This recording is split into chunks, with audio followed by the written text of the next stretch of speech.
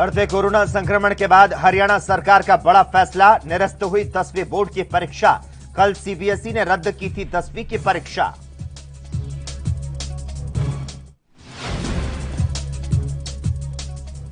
हरियाणा में नहीं लगेगा लॉकडाउन, प्रदेश के गृह मंत्री अनिल विज ने किया इनकार, बोले कोरोना से लड़ने के लिए तैयार।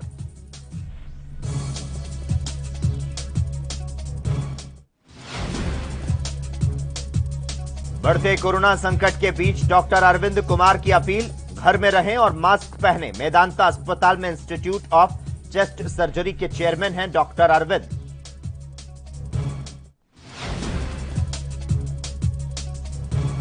देश में बढ़ती संक्रमण की रफ्तार, राज्यसभा सांसद दीपेंद्र सिंह हुड्डा ने जताई चिंता, कहा सरकार टेस्टिंग में लाए तेजी।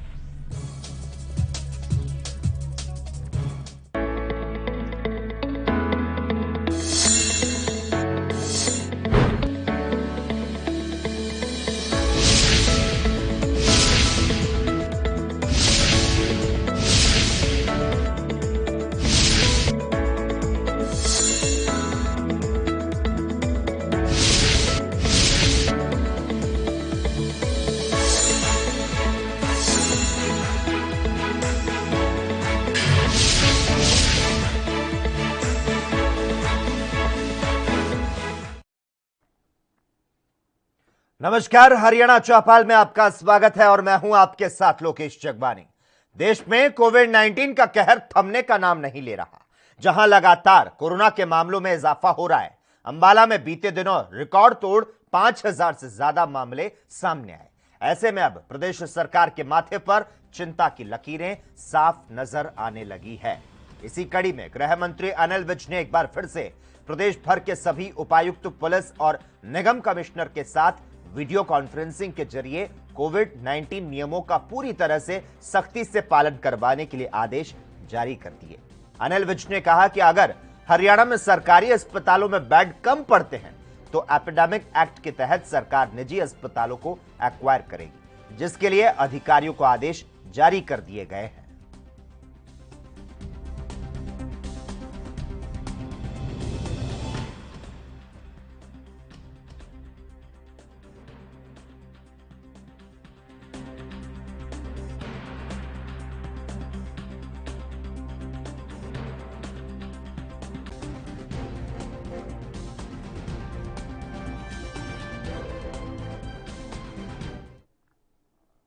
हरियाणा बोर्ड के चेयरमैन जगबीर सिंह का बयान सामने आया। उन्होंने हरियाणा में 10वीं की बोर्ड परीक्षा रद्द करने का ऐलान किया। सीबीएसई बोर्ड के तर्ज पर हरियाणा में भी 10वीं बोर्ड की परीक्षाएं रद्द की गई है।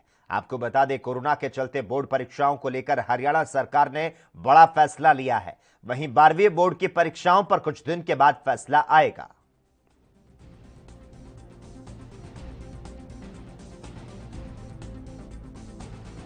शिक्षा बोर्ड की वार्षिक परीक्षाएं 12वीं की 20 तारीख से प्रारंभ हो रही थी और 10वीं की 22 अप्रैल से, लेकिन अभी भी जानकारी मिली है कि माननीय शिक्षा मंत्री जी ने घोषणा की है कि 10वीं की परीक्षाएं रद्द की जाती हैं और 12वीं की परीक्षाएं स्थगित की जाती हैं।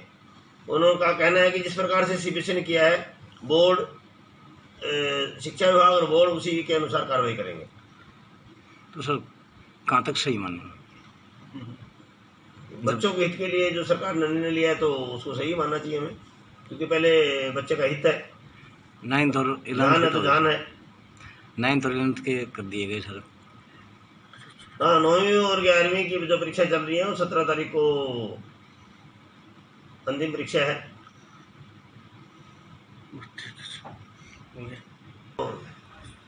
जी सर, अगर बच्चे की बात की जाए तो कितने बच्चे प्रभावित होंगे, कितने बच्चे टोटल परीक्षा? लगभग इस बार 3.5 लाख विद्यार्थियों ने 10वीं परीक्षा देनी थी और 2.5 लाख विद्यार्थियों ने 12वीं परीक्षा देनी थी, और इसके अंदाजा ही 60-65 हजार ओपन स्कूल या सीटीपी के सिस्टम के अंतर्गत विद्यार्थियों ने परीक्षा देनी थी। कुल मिलाकर 6,67,234 विद्यार्थियों ने ये। और इस खबर पर ज्यादा जानकारी देने के लिए भिवानी से इस वक्त हमारे साथ हमारे संवाददाता नरेंद्र फोन लाइन पर जुड़ चुके हैं। नरेंद्र, सीबीएसई के नक्शे कदम पर हरियाणा बोर्ड ने भी 10वीं की बोर्ड परीक्षा रद्द कर दी और 12वीं का एग्जाम जो है वो पोस्टपोन कर दिया है। क्या कुछ अहम जानकारी है इस बाबत? नरेंद्र, क्या मेरी आवाज आप तक पहुंच पा रही है? जी जी। नरेंद्र, हरियाणा सरकार ने हरियाणा बोर्ड परीक्षा 2021 को लेकर आज एक अहम फैसला लिया है। क्या कुछ जानकारी इस बाबत? देखिए, आज हरियाणा विद्यालय शिक्षा बोर्ड के चेयरमैन जगवीर सिंह ने एक प्रेस कॉन्फ्रेंस का आयोजन किया गया, जिसमें उन्होंने बताया कि शिक्षा मंत्री ने हरियाणा बोर्ड की 10वीं परीक्षा रद्द कर दी है, वही +2 की परीक्षा को आगे के लिए स्थगित कर दिया है। नरेंद्र, आपसे जानना चाहेंगे 12वीं की परीक्षाओं को लेकर इसमें क्या कुछ फैसला लिया गया है? 12वीं की परीक्षाओं को लेकर अभी तक कोई फैसला नहीं लिया गया है, उसे कुछ टाइम के लिए स्थगित किया गया है, उसके बाद ही कुछ फैसला लिया जाएगा। जी नरेंद्र, इससे क्या समझा जा सकता है? हरियाणा में बढ़ते कोविड-19 के मामले को लेकर कहीं ना कहीं हरियाणा सरकार जो है वो अलर्ट मोड पर आ चुकी है। जी, हरियाणा में लगातार कोरोना के मामले बढ़ रहे हैं, इसी को लेकर सरकार ने 1 से 8वीं तक पहले स्कूल बंद कर दिए थे और अब परीक्षा रद्द कर दी गई है और इसका प्राइवेट स्कूल इसके खिलाफ भी आ चुके हैं, वो लगातार प्रदर्शन भी कर रहे हैं। आज सरखी दादरी में भी प्रदर्शन हुआ इसी को लेकर। प्राइवेट स्कूल संचालकों ने जिला उपायुक्त को चाबियां सौंपी अपने स्कूल बसों की। जी नरेंद्र, साथ ही जानना चाहेंगे, अगर मुख्यमंत्री की बात करें तो क्या एडवाइजरी जारी करने के किसी तरह के कोई निर्देश दिए गए हैं कि सैंपलिंग और कॉन्ट्रैक्ट जो ट्रेसिंग है उसे बढ़ाने के कोई निर्देश दिए गए हैं? जी, लगातार सैंपलिंग भी बढ़ाए गए हैं और प्रशासन इसको लेकर सख्ती भी बरत रहा है। कोरोना के बढ़ते मामलों के मद्देनजर प्रशासन सख्ती बरती जा रही है और लगातार सैंपल भी बढ़ाए जा रहे हैं। वैक्सीनेशन का कार्य भी जोर शोर से चला हुआ है। जी चलिए, धन्यवाद नरेंद्र तमाम जानकारी देने के लिए, हमारे साथ इस मुद्दे पर जुड़ने के लिए। तो सीबीएसई बोर्ड की 10वीं की परीक्षाएं रद्द होने और 12वीं की स्थगित करने के बाद अन्य बोर्ड भी उसकी तर्ज पर अब आगे बढ़ते हुए नजर आ रहे हैं और इसी के तहत हरियाणा बोर्ड की भी 10वीं की परीक्षाएं कैंसिल कर दी गई है।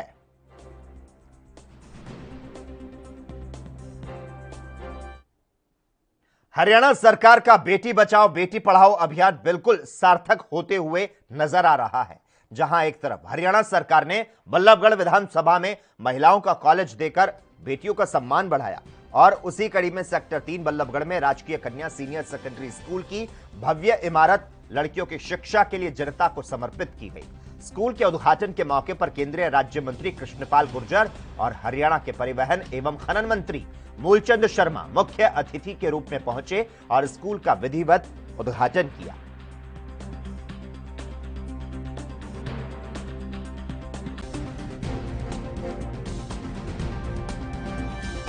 सेक्टर 3 में आज हुड्डा द्वारा निर्मित 8.5 करोड़ की लागत से लड़कियों के सीनियर सेकेंडरी स्कूल का आज उद्घाटन हुआ है।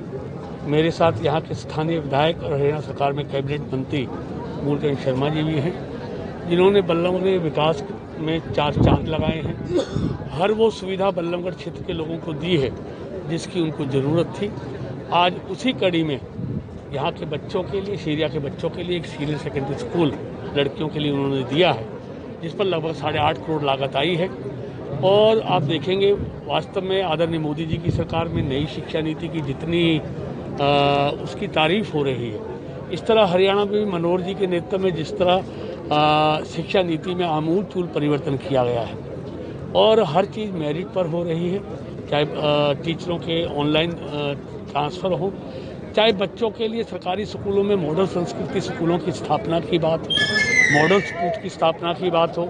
आज गरीबों के बच्चों को भी इंग्लिश मीडियम स्कूल बनाने का सरकारी मीडियम मॉडल संस्कृत स्कूल बनाए हैं, जहां गांव और गरीब के बच्चे सस्ती फीस में इंग्लिश मीडियम की शिक्षा प्राप्त कर सकते हैं। सबसे बड़ी सेक्टर 3 में स्कूल की सबसे बड़ी जरूरत थी और सबसे बड़ी पॉपुलेशन का ये। हरियाणा चौपाल में खबरों का सिलसिला लगातार जारी है। हम रुकते हैं एक छोटे से ब्रेक के लिए, जल्द हाजिर होते हैं। क्या आप दुबले पतले कमजोर हैं, आपकी सेहत नहीं बनती, भूख कम लगती है, वजन नहीं बढ़ता? दरअसल मेन बात खाना पीना खाना नहीं है, मेन बात है खाया पिया लगना। और अगर खाया पिया लगेगा ही नहीं तो सेहत बनेगी कैसे? इसलिए हमारी संस्था सन्यासी आयुर्वेदा ने एक ऐसी दवा बनाई है जो कि आपके पाचन तंत्र को आपके लीवर सिस्टम को ठीक करने का काम करती है, ताकि आप जो भी खाएं उसका पूरे का पूरा निचोड़ आपके शरीर को लगे, आपकी भूख बढ़े, खाया पिया सही से लगे, नया खून बने, हड्डियों में जान आए, वजन बढ़े, ताकत बढ़े, चेहरे पर नूर आए और आप मोटे तगड़े खूबसूरत पर्सनैलिटी के मालिक बन जाएं। यह दवा पूरी तरह से आयुर्वेदिक होती है। इसका शरीर पर कोई भी साइड इफेक्ट, कोई भी नुकसान या दुष्प्रभाव नहीं होता। लड़के लड़कियां दोनों इसका इस्तेमाल कर सकते हैं और पहले 15 दिन के अंदर ही आपको इसका असर महसूस हो जाएगा। सिर्फ 650 रुपए की पूरे 1 महीने की दवा होती है और आप इसे घर बैठे 01145454545 पर फोन करके दवा मंगवा सकते हैं।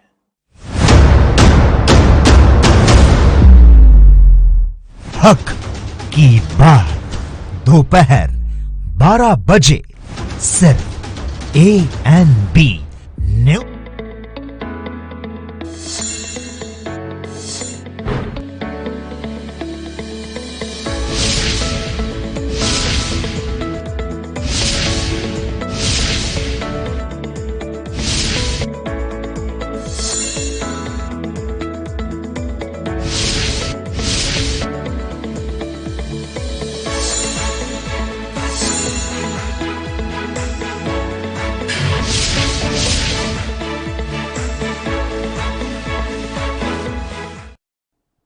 ब्रेक के बाद हरियाणा चौपाल में एक बार फिर से आपका स्वागत है।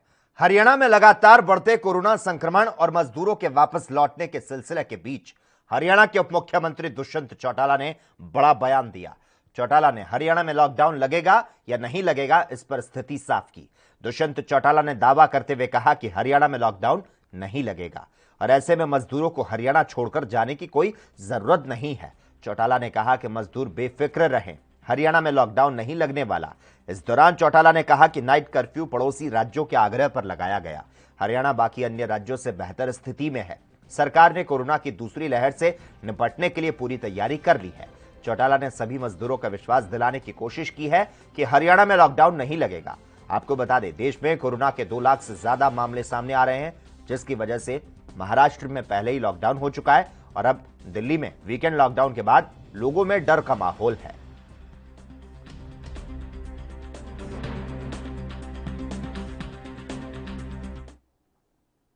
पिछले करीब 6 महीने से चल रहे दिल्ली के दहलीज पर चल रहे किसानों के धरने में अब वो बात नहीं रही। जहां कई किसान वापस खेतों की दुनिया में लौट गए, तो वहीं गुरुवार को एक ऐसी घटना सामने आई जिससे शांतिपूर्ण तरीके से चल रहे आंदोलन की ज्वाला उग्र हो सकती है।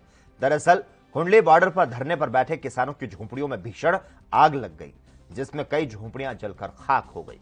आग लगने की खबर मिलते फायर ब्रिगेड की गाड़ियां मौके पर पहुंची और आग पर काबू पाया, लेकिन इतनी देर में सब कुछ जलकर राख हो गया। वहीं इस घटना के बाद किसान नेता बलदेव सिंह सिरसा ने सरकार पर आरोप लगाए। उन्होंने कहा कि शरारती तत्वों द्वारा आग लगाई गई और ये कोशिश सरकार के इशारे पर की गई, क्योंकि सरकार किसान आंदोलन को तोड़ना चाहती है। सरकार किसानों के खिलाफ बड़ी साजिश रच रही है।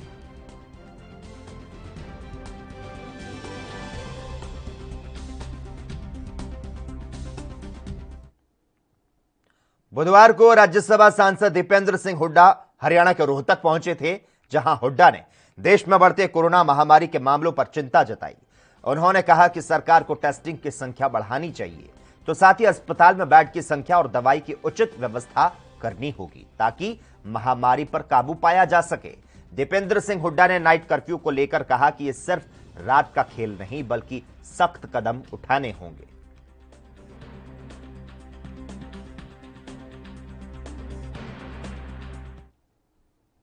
देश में कोरोना लगातार अपना विकराल रूप दिखा रहा है और इसी कड़ी में गुरुग्राम के मेदांता अस्पताल में इंस्टीट्यूट ऑफ चेस्ट सर्जरी के चेयरमैन डॉक्टर अरविंद कुमार ने एक वीडियो जारी करते हुए लोगों से अपील करते हुए कहा कि घर में रहें, बाहर निकलते समय मास्क पहनना ना भूलें। घंटे में हमारे देश में 2 लाख के करीब नए कोविड केसेस डिटेक्ट हुए हैं। ये तो वो हैं जो डिटेक्ट हुए हैं और रियल नंबर्स इससे कहीं ज्यादा होगा। ये सब लोग सोसाइटी में हैं, ये आगे इन्फेक्शन को और फैला रहे होंगे, तो आने वाले दिनों में हमारे नंबर्स क्या होंगे, इसको सोच के भी डर लगता है। एज ए डॉक्टर मैं अभी पुनः सबसे यह अपील करना चाहूंगा कि चेन ऑफ ट्रांसमिशन को तोड़ना हमारी सबसे पहली प्राथमिकता होनी चाहिए, जिसके लिए हम सबको, अगर हम अपनों को घरों में लॉक कर लें तो वो बेस्ट ऑप्शन है। जब तक अनअवॉइडेबल ना हो घर से बाहर मत निकलिए, अगर निकलना है तो फेस मास्क जरूर रखिए, हर व्यक्ति को इस समय पॉजिटिव मान के चलिए और जितना डिस्टेंस आप उससे मेंटेन कर सकते हैं मेंटेन करिए। किसी भी बंद जगह पे लोगों के साथ मत इकट्ठा होइए। जो पॉजिटिव केसेस हैं, जब उनकी एनालिसिस की जा रही है तो ज्यादातर लोग ऐसे हैं जिन्होंने कहीं पार्टी अटेंड की है या कोई मीटिंग अटेंड की है। क्लोज्ड स्पेसेस में सबसे ज्यादा ट्रांसमिशन हो रहा है, तो उसको अवॉइड करिए और हैंड हाइजीन का पालन करिए। हम सबको मिल करके इस समय अपने को लॉकआउट लॉकडाउन करना होगा, तभी ये चेन ऑफ ट्रांसमिशन ब्रेक हो पाएगी। खबरों का सिलसिला लगातार जारी है। यहां वक्त है एक और छोटे से ब्रेक का, जल्द हाजिर होते हैं। क्या आप दुबले पतले कमजोर हैं, आपकी सेहत नहीं बनती, भूख कम लगती है, वजन नहीं बढ़ता? दरअसल मेन बात खाना पीना खाना नहीं है, मेन बात है खाया पिया लगना। और अगर खाया पिया लगेगा ही नहीं तो सेहत बनेगी कैसे? इसलिए हमारी संस्था सन्यासी आयुर्वेदा ने एक ऐसी दवा बनाई है जो कि आपके पाचन तंत्र को, आपके लीवर सिस्टम को ठीक करने का काम करती है, ताकि आप जो भी खाएं उसका पूरे का पूरा निचोड़ आपके शरीर को लगे, आपकी भूख बढ़े, खाया पिया सही से लगे, नया खून बने, हड्डियों में जान आए, वजन बढ़े, ताकत बढ़े, चेहरे पर नूर आए और आप मोटे तगड़े खूबसूरत पर्सनैलिटी के मालिक बन जाएं। यह दवा पूरी तरह से आयुर्वेदिक होती है। इसका शरीर पर कोई भी साइड इफेक्ट, कोई भी नुकसान या दुष्प्रभाव नहीं होता। लड़के लड़कियां दोनों इसका इस्तेमाल कर सकते हैं और पहले 15 दिन के अंदर ही आपको इसका असर महसूस हो जाएगा।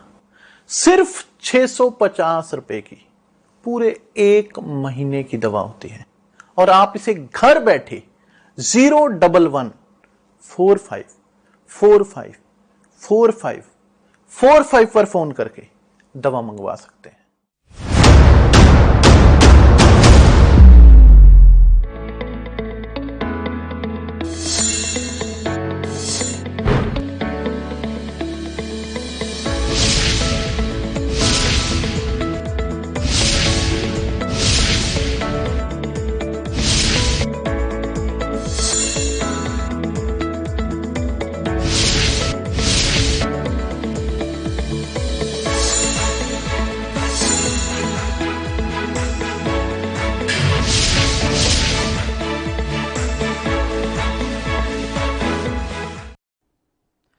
ब्रेक के बाद हरियाणा चौपाल में एक बार फिर से आपका स्वागत है। पश्चिम बंगाल में जारी चुनाव के दौरान टीएमसी की उम्मीदवार सुजाता मंडल खान द्वारा दलित समाज के प्रति अपशब्द कहे जाने के विरोध में हरियाणा बीजेपी ने रोष जताया।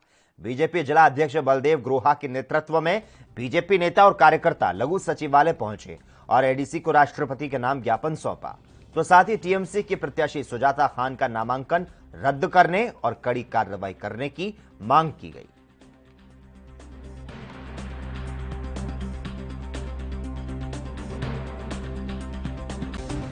2-4 दिन पहले जो पश्चिमी बंगाल में टीएमसी की एक नेत्री है सुजाता मंडल खान, उसने जो दलित समाज के प्रति जो उसने विचार व्यक्त किए हैं, उन्होंने अनुसूचित वर्ग के लिए ये शब्द इस्तेमाल किया है, ये तो जन्मजात भिखारी हैं। इसकी हम कड़ी निंदा करते हैं। हम वहाँ से मांग करते हैं कि चुनाव आयोग से कि उसका नामांकन रद्द करके उसके खिलाफ सख्त से सख्त कार्रवाई की जाए, ताकि आगे से लोगों को नसीहत मिल सके कि इस शब्दों का क्या जवाब देना होता है। तो बंगाल चुनाव के दौरान इस तरह की बात की उन्होंने? हाँ जी, पश्चिमी बंगाल में जो चुनाव चल रहा है उसमें उन्होंने भाषण में कही है। तो आज ज्ञापन सौंपा आपने? हाँ, आज हम डीसी साहब तो ट्रेनिंग पे है, एडीसी के माध्यम से हमने राष्ट्रपति से और चुनाव आयोग से मांग करी है कि उसका चुनाव बर्खास्त करके उसके खिलाफ सख्त से सख्त कार्रवाई की जाए। राष्ट्रवादी परिवर्तन मंच ने आज एक प्रेस वार्ता की और इस दौरान मंच के अध्यक्ष हेमंत ने बताया कि बॉर्डर के बंद होने से काफी दिक्कतों का सामना करना पड़ रहा है। दुकानदार, सोनीपत से दिल्ली आने जाने वाले लोग काफी परेशान हैं। अकेले सोनीपत को लगभग 150 करोड़ का फाइनेंशियल लॉस हो रहा है। बॉर्डर बंद जो है पिछले 135 दिन से, उसके सिलसिले में यहाँ पे किया गया है। देखिए, पिछले 135 दिन से, जब से, उससे ज़्यादा बल्कि समय हो चुका है, जब से बॉर्डर बंद है, हमारे सोनीपत का तो आम जनजीवन पूरी तरीके से अस्त व्यस्त हो चुका है। इंडस्ट्रियल सेक्टर को फाइनेंशियल लॉसेज जा रहे हैं, जॉब लॉसेज भी हो रही है, और जो वहाँ पे रेजिडेंशियल कॉलोनीज हैं हमारे, TDI के हो गए, अंसल के हो गए, उषा टावर्स और मैक साइट वगैरह, जितने भी जो लोग रहते हैं, इवन जो ग्रामीण लोग हमारे वहाँ पे रह रहे हैं, उन सब का जीवन पूरी तरीके से अस्त व्यस्त और काफ़ी परेशानी के दौर से गुजर रहा है। और हमने भी काफ़ी प्रतीक्षा की कि भाई सरकार कुछ इस बारे में एक्शन ले और कहीं ना कहीं आम आदमी की तरफ ध्यान दिया जाए, परंतु इतना समय बीत जाने के बाद भी किसी प्रकार का कोई प्रयास भी नहीं किया गया और लोग इतने पूरी तरीके से परेशान चल रहे हैं। तो ये सबसे एक विडंबना की बात है। और इसी के चलते राष्ट्रवादी परिवर्तन मंच ने ये एक अभियान शुरू किया हुआ है कि भाई कम से कम, और कुछ नहीं तो सोनीपत का जितना भी एरिया है, हमारा आसपास के जितने भी व्यक्ति हैं, इवन जो नरेला का इंडस्ट्रियल एरिया है, आसपास के सारे जो व्यक्ति हैं, जो भी लोग रहते हैं, उनका जनजीवन थोड़ा सा सुचारू रूप से नॉर्मल हो पाए। बिजनेस भी लोगों के बहुत ज़बरदस्त तरीके से सफ़र कर रहे हैं। एक अनुमान के मुताबिक अगर देखा जाए तो सोनीपत को करीबन 150 करोड़ रुपए प्रतिदिन का फाइनेंशियल लॉस जा रहा है, जो कि अपने आप में बहुत ही एक बड़ा लॉस है। और इसके चलते बहुत सारी फैक्ट्रीज जो हैं वो अब सोनीपत से, कुंडली से, राई से, इनके इंडस्ट्रियल एरिया से उन्होंने पलायन करना शुरू कर दिया है। इसके बहुत ही ज़्यादा दूरगामी परिणाम होते हैं, क्योंकि आज जो हम देख सकते हैं कि भाई एक फैक्ट्री अपने साथ बहुत सारी चीज़ें अगर जाती है तो लेके चली जाती है, जिसके साथ स्किल्ड लेबर का भी ड्रेन होता है, और उसके अलावा बहुत सारे मतलब जो रिसोर्सेज वो भी हमारे चले जाते हैं। वहीं हरियाणा के भिवानी में गेहूं के उठान को तेज करने के लिए मंडी प्रशासन की तरफ से आदेश दिए जा रहे हैं। सरकार की तरफ से मंडियों में आने वाले गेहूं की खरीद का काम तेजी से चल रहा है। अप्रैल में आने वाले गेहूं को खरीदने के लिए अधिकारियों की ड्यूटी लगाई गई है। MSP पर किसान गेहूं बेचकर जा रहे हैं। एजेंसियों की तरफ से की जा रही खरीद को तेज करने के साथ उठान को तेज करने के लिए अधिकारी आदेश दे रहे हैं।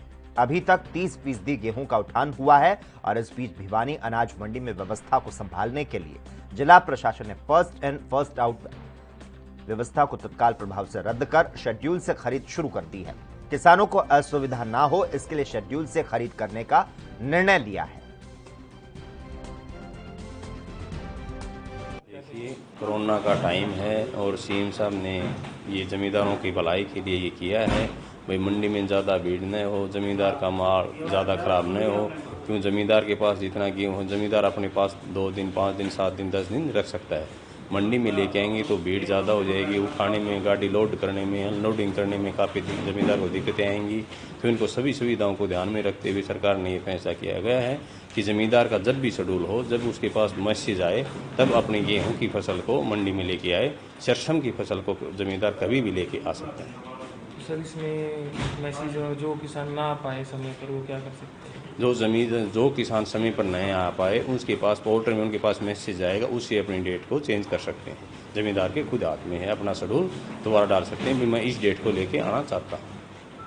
ठीक है, तो सर एक बार पूरे सिस्टम को दोबारा से बताएंगे, किसानों को किस प्रकार आ सकते हैं जो परेशानी के? जमींदारों के पास एक मैसेज आता है कि आप इस तारीख को, जैसे 15/4/2021 को आप इतने क्विंटल गेहूँ अपनी मार्केट कमेटी भिवानी, जैसे जुई, लुहारू, धनाना परचेज सेंटर, चांग, बोवानी खेड़ा, वो उसके पास लिखा आएगा, आप उतनी फसल आप कहीं भी उस तारीख को लेके जा सकते हो। तो जमींदार का मैसेज आएगा, उसमें अपना जमींदार उसी तारीख को जमींदार अपना मंडी में गेहूँ लेके आ जाए, तो आते उसको कोई सुविधा नहीं होगी। हमने यहाँ पर साफ सफाई, पानी सब व्यवस्था की हुई। मुख्यमंत्री मनोहर लाल खट्टर और स्वास्थ्य मंत्री अनिल विज द्वारा बढ़ते कोरोना और गेहूं खरीद को लेकर प्रदेश भर के जिला उच्च अधिकारियों की वीडियो कॉन्फ्रेंसिंग के जरिए मीटिंग ली गई और कोरोना के दौरान नई गाइडलाइन जारी कर उसके पालन के बारे में निर्देश दिए। इस बारे में जानकारी देते हुए फतेहाबाद में एडीसी डॉक्टर मुनीश नागपाल ने बताया कि मीटिंग में बताया गया कि अब शादी समारोह में 200 से ज्यादा लोग भाग नहीं ले सकेंगे और इंडोर कार्यक्रम में 50 लोगों को अनुमति रहेगी। अंतिम संस्कार पर 20 से ज्यादा लोग शामिल नहीं होंगे। गेहूं खरीद और उठान को लेकर निर्देश दिए गए और इन निर्देशों के बारे में संबंधित विभाग को पालन के लिए अवगत करवा दिया गया। मीटिंग में मास्क, सोशल डिस्टेंसिंग और सैनिटाइजेशन को लेकर लोगों को जागरूक करने के बारे में दिशा निर्देश सीएम और स्वास्थ्य मंत्री द्वारा दिए गए। जिले के अस्पताल में बेड की मांग और उपलब्धता के बारे में भी अवगत करवा दिया गया।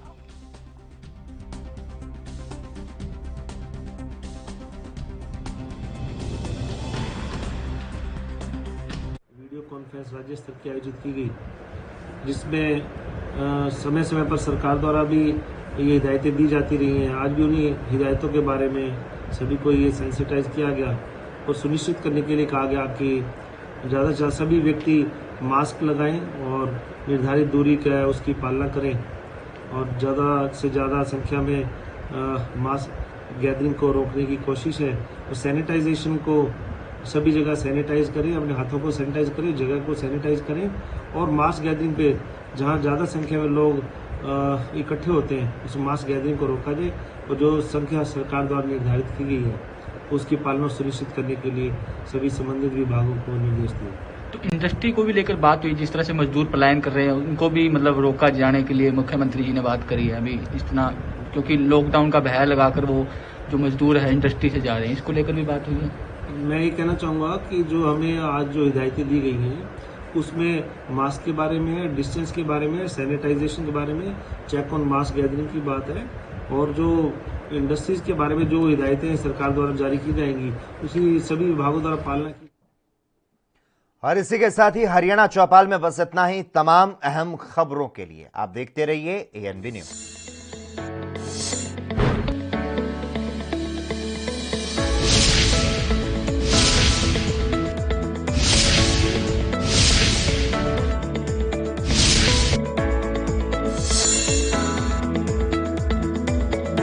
क्या आप दुबले पतले कमजोर हैं, आपकी सेहत नहीं बनती, भूख कम लगती है, वजन नहीं बढ़ता? दरअसल मेन बात खाना पीना खाना नहीं है, मेन बात है खाया पिया लगना। और अगर खाया पिया लगेगा ही नहीं तो सेहत बनेगी कैसे? इसलिए हमारी संस्था सन्यासी आयुर्वेदा ने एक ऐसी दवा बनाई है जो कि आपके पाचन तंत्र को, आपके लीवर सिस्टम को ठीक करने का काम करती है, ताकि आप जो भी खाएं उसका पूरे का पूरा निचोड़ आपके शरीर को लगे, आपकी भूख बढ़े, खाया पिया सही से लगे, नया खून बने, हड्डियों में जान आए, वजन बढ़े, ताकत बढ़े, चेहरे पर नूर आए और आप मोटे तगड़े खूबसूरत पर्सनैलिटी के मालिक बन जाएं। यह दवा पूरी तरह से आयुर्वेदिक होती है। इसका शरीर पर कोई भी साइड इफेक्ट, कोई भी नुकसान या दुष्प्रभाव नहीं होता। लड़के लड़कियां दोनों इसका इस्तेमाल कर सकते हैं और पहले 15 दिन के अंदर ही आपको इसका असर महसूस हो जाएगा। सिर्फ 650 रुपए की पूरे 1 महीने की दवा होती है और आप इसे घर बैठे 011 45 45 45 45 पर फोन करके दवा मंगवा सकते हैं।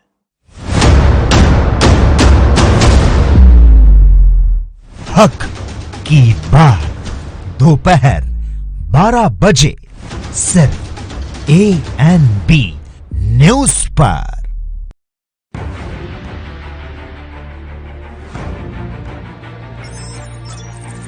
खबर चाहे सियासत की हो या सरकार की, खबर चाहे भ्रष्टाचार की हो